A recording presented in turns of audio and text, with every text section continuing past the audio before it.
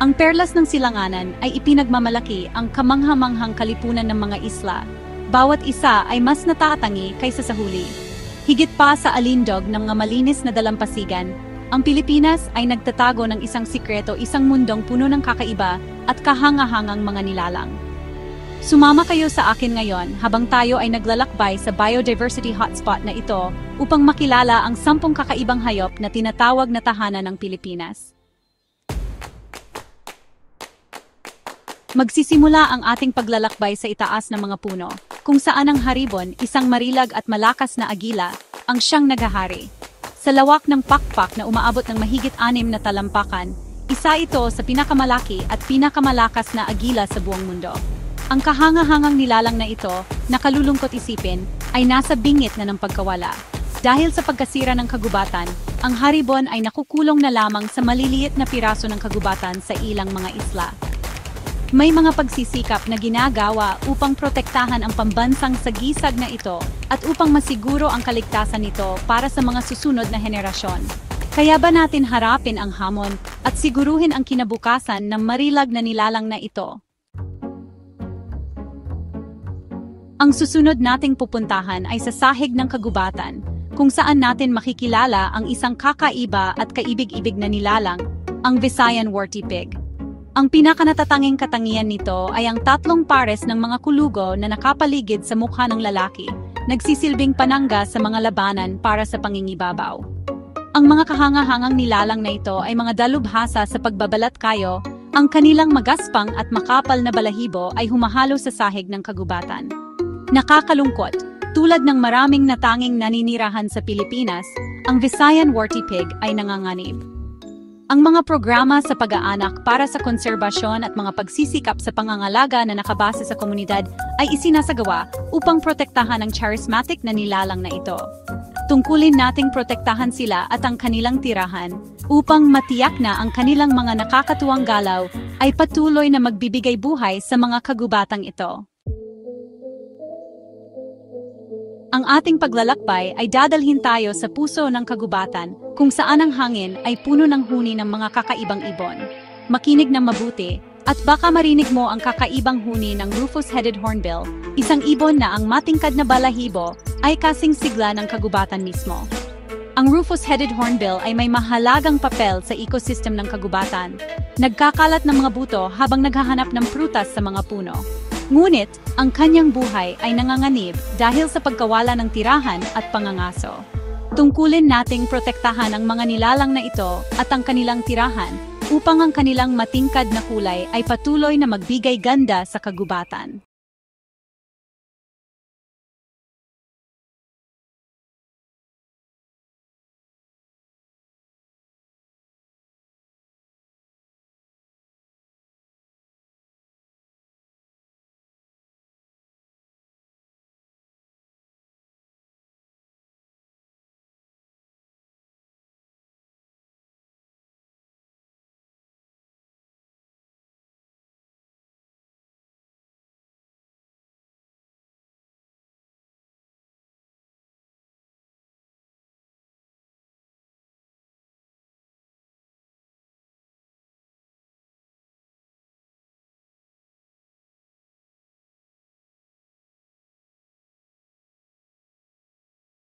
Ito at ang kanilang tirahan. Ang susunod nating pupuntahan ay ang isla ng Palawan, madalas na tinatawag na huling paraiso ng Pilipinas. Dito, sa puso ng mga malinis na kagubatan, matatagpuan natin ang Palawan Peacock Pheasant, isang ibon na ang ganda ay higit pa sa kanyang pambihira. Ang lalaki na may makikinang na asul, berde at itim na balahibo ay isang nakakamanghang tanawin. Sa panahon ng panliligaw, itinataas niya ang kanyang magagandang balahibo sa buntot, na lumilikha ng isang nakakasilaw na pagtatanghal ng kulay at tunog. Ang Palawan Peacock Pheasant ay isang tunay na hiyas ng mundo ng mga ibon. Ngunit ang kanyang mismong pag-iral ay nanganganib dahil sa pagkawala ng tirahan at pangangaso. May mga pagsisikap sa pangangalaga na ginagawa upang protektahan ang kahangahangang nilalang na ito at ang kanyang tirahan. Ang ating paglalakbay ay magdadala sa atin sa mga isla ng Panay at Negros, kung saan makakatagpo tayo ng isang nilalang na nasa bingit ng pagkaubos, ang Visayan Spotted Deer.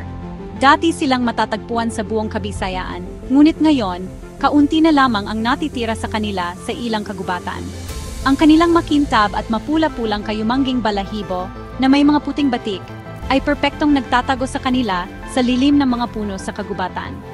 Nakalulungkot, ang kanilang kagandahan ang dahilan kung bakit sila hinuhuli ng mga mangangaso, kaya naman kaunti na lamang ang natitira sa kanila.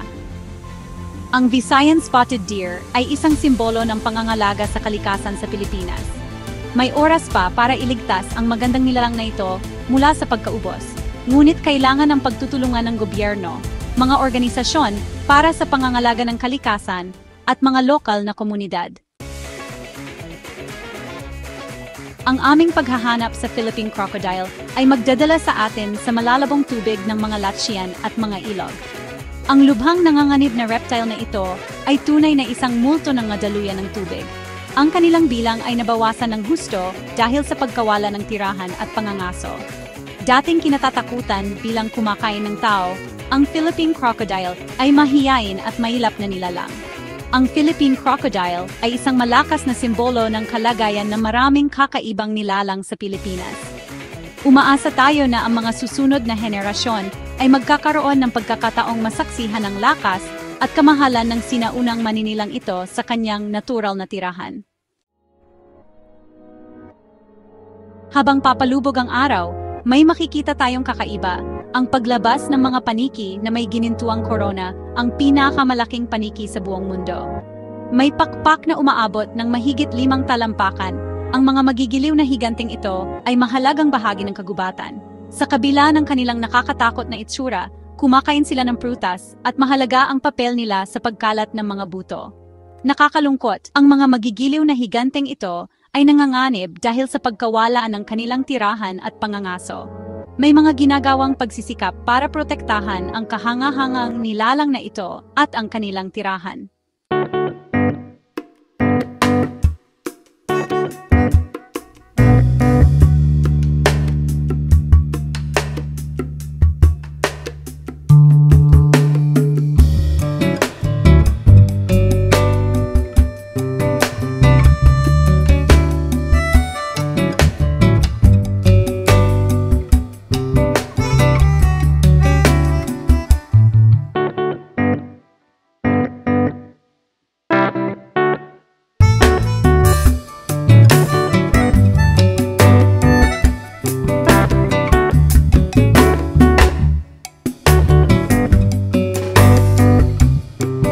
Ang magandang ibong ito at ang kanyang tirahan. Ang ating huling pakikipagsapalaran ay magdadala sa atin sa isang nocturnal adventure upang hanapin ang isa sa pinaka-iconic na nilalang ng Pilipinas, ang tarsier.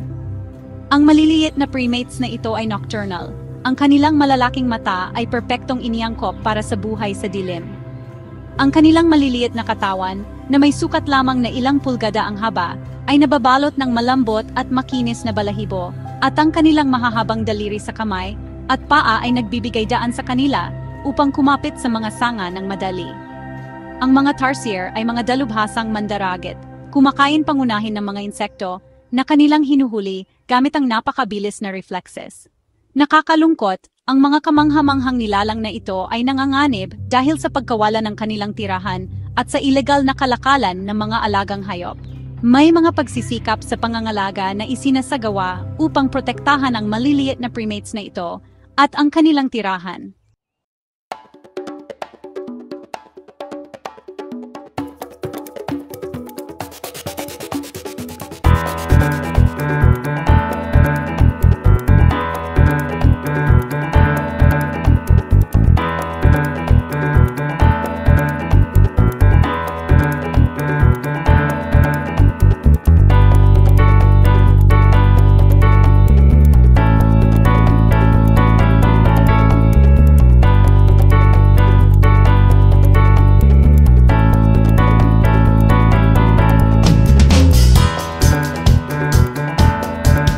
Mabilang na mga species patungo sa pagkalipol. Panahon na para kumilos. Dapat nating gawin ang ating bahagi upang protektahan ang mga nilalang na ito at ang kanilang mga tirahan upang matiyak na ang mga susunod na henerasyon ay magkakaroon ng pagkakataong maranasan ang kagandahan at kamangha-mangha ng kalikasan.